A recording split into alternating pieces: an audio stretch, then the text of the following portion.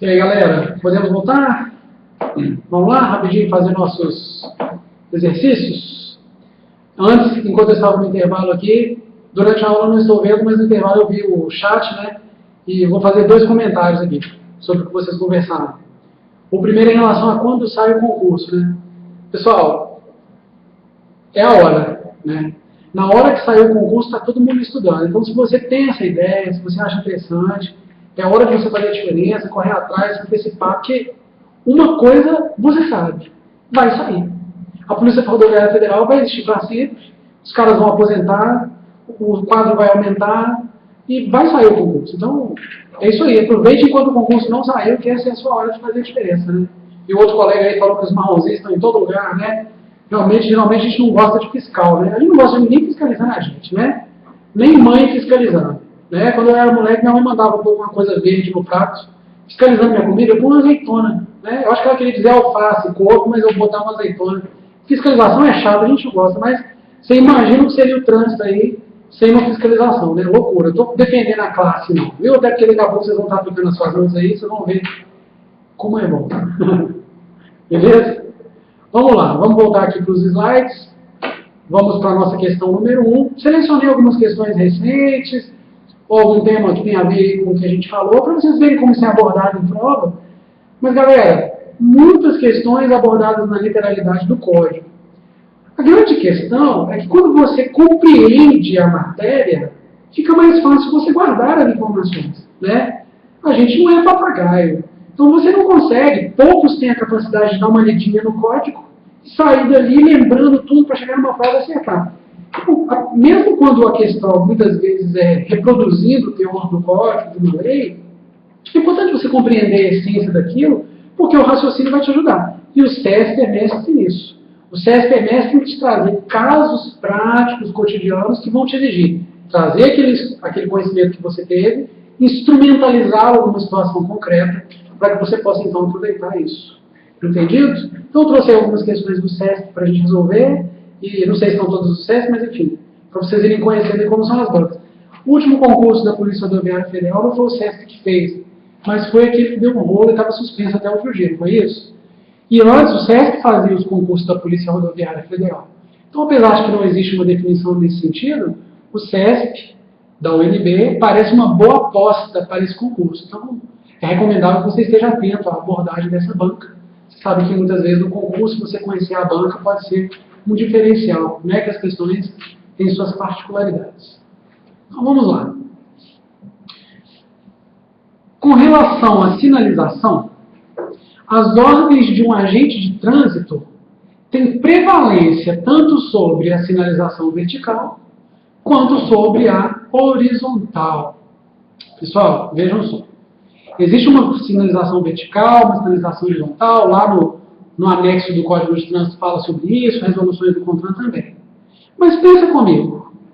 Você está numa situação, tem uma placa dizendo que é permitido estacionar. O fiscal de trânsito chega para você e fala assim, aqui, por gentileza, retire o veículo, que está, sei lá, está vindo uma carga grande que vai passar, vai ter uma manifestação, e essa vaga vai ficar livre. Pergunto para você desobedeceria o fiscal? Fala para mim, de coração.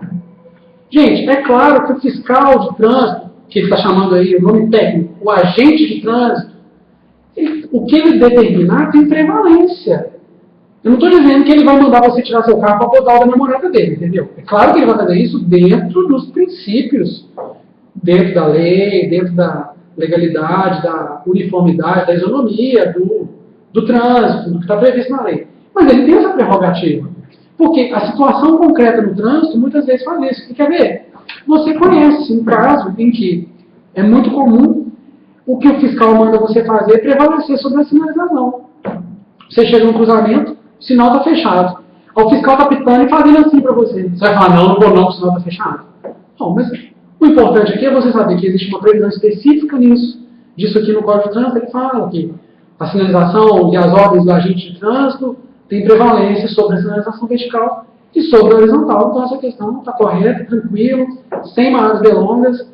Para vocês terem uma ideia, isso é tão usual que o SESC colocou uma questão praticamente idêntica na prova da Polícia Rodoviária Federal de 2002.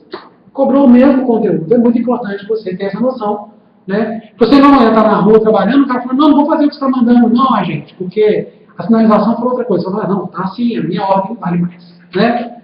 É isso aí.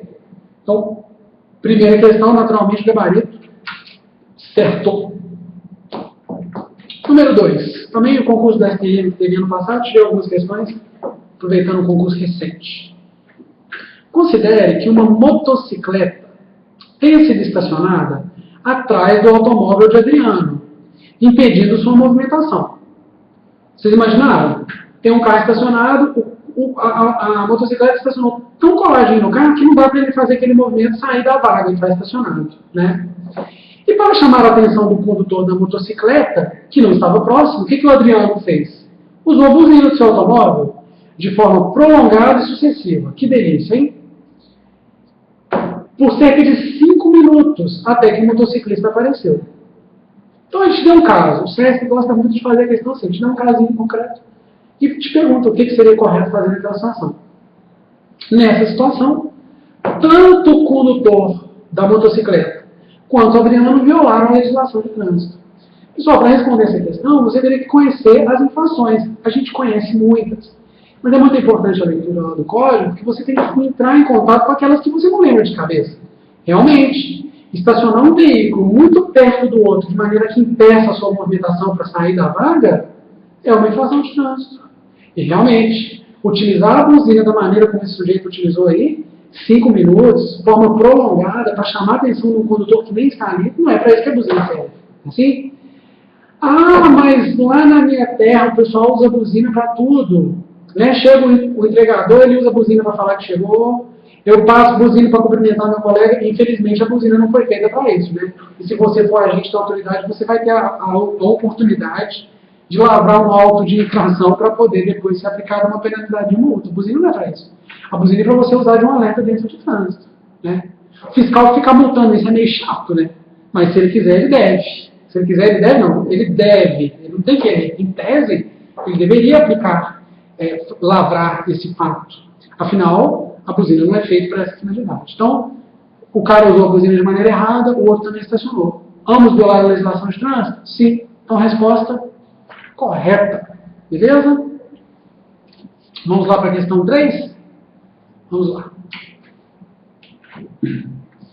Ao motorista que circula à noite em via dotada de iluminação pública, é proibida a utilização de troca de luz alta e baixa, aquela piscadinha, de forma intermitente, com o objetivo de indicar a intenção de ultrapassar o veículo que segue à frente. Pessoal, o código em muitos pontos faz a distinção entre a via provida de iluminação pública e a desprovida de iluminação pública. Por quê?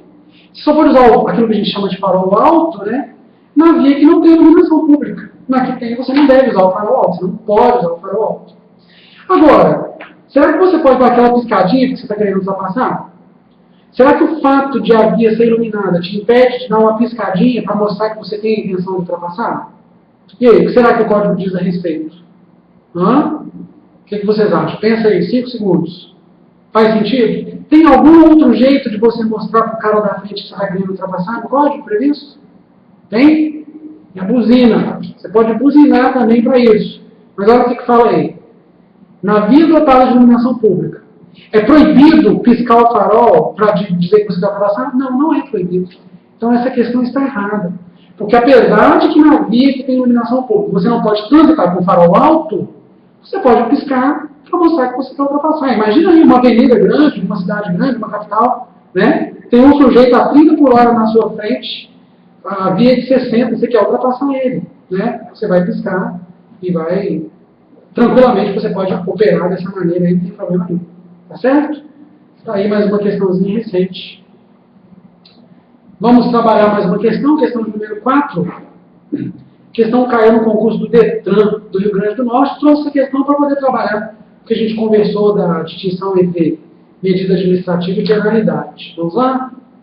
De acordo com a Lei 9.503, que é o glorioso Código de Trânsito, a autoridade de trânsito ou seus agentes, na esfera das competências estabelecidas no Código e dentro de sua circunscrição, deverá adotar as seguintes medidas administrativas. Galera, que essa questão quer de você? Simplesmente que você saiba distinguir penalidades de medidas administrativas. O que nós falamos das medidas administrativas? Geralmente elas começam com re. Não foi isso que nós começamos? Tem uma exceção. Não vou contar para ver se você lembra. E o que nós falamos também? Medida administrativa é uma coisa que precisa correr na hora. O agente da autoridade vai fazer na hora, para resolver uma situação, vai apreender um carro que está sem condições, vai reter um carro que está sem condições de circular, vai recolher uma carteira, enfim.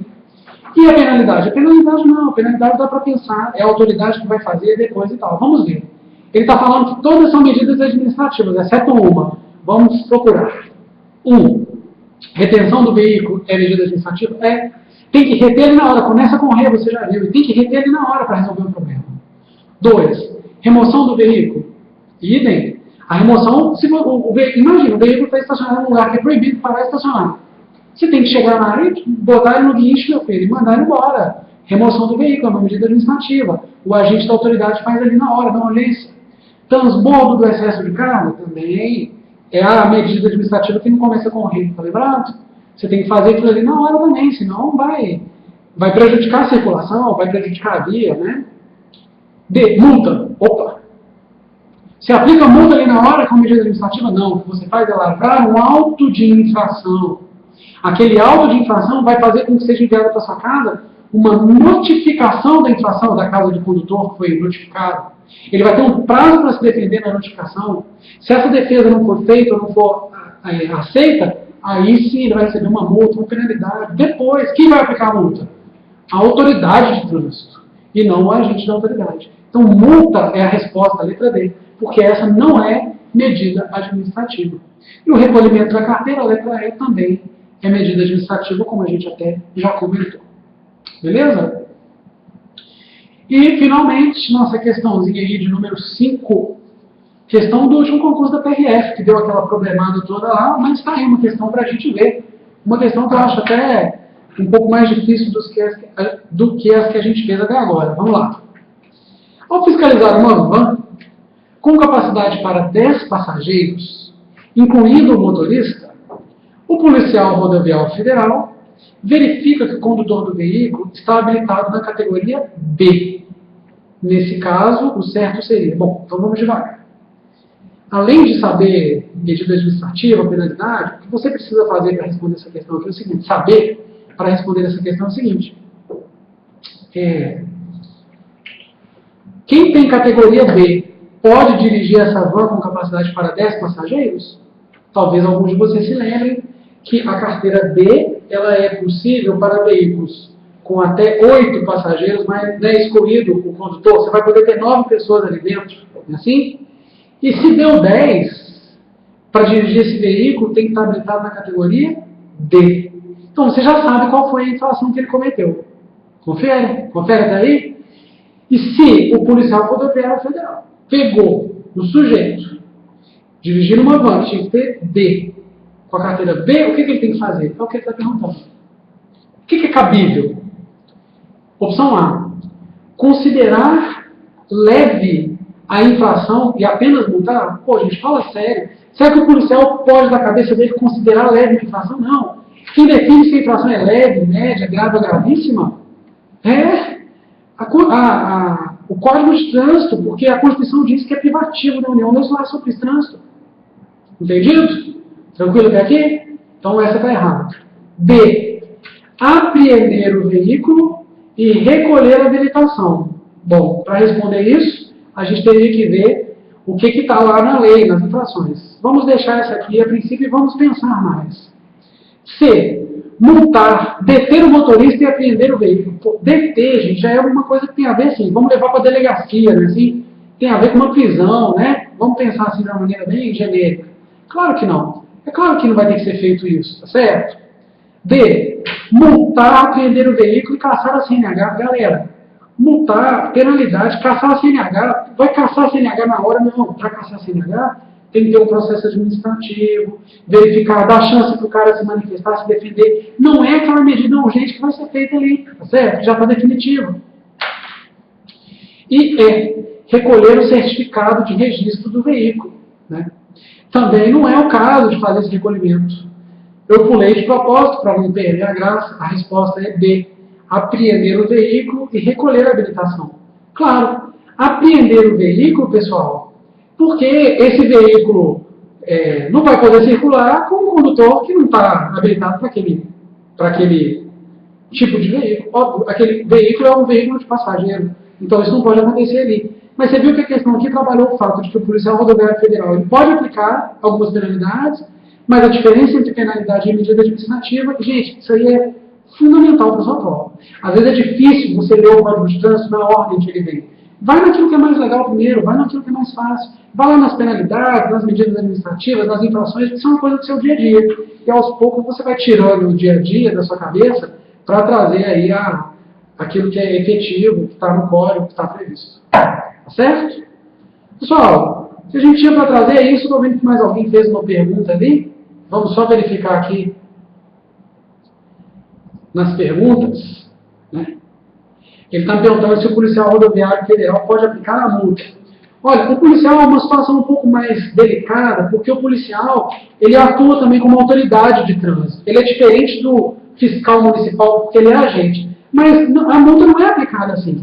A multa é aplicada pela Polícia Rodoviária Federal, não pelo policial, né? Na verdade, o que vai acontecer é que isso vai ser tramitado. Olha só, veja como não tem condição do policial aplicar a multa. Veja só, para eu aplicar uma multa, primeiro eu tenho que lavrar um auto de infração, mandar uma notificação para a casa da pessoa e dar um prazo para ela se defender. Eu posso até notificar lá ao vivo. Ao invés de mandar a notificação, eu posso notificar ele na hora, mas eu vou abrir um prazo para ele se defender. Depois desse prazo, ele vai apresentar os motivos dele. Se isso não for aceito, é que vai ser gerada uma multa. E quando for gerada a multa, ele também vai poder tentar se defender de novo. Certo? Então é claro que o policial não pode aplicar a multa ali na rua, tá certo?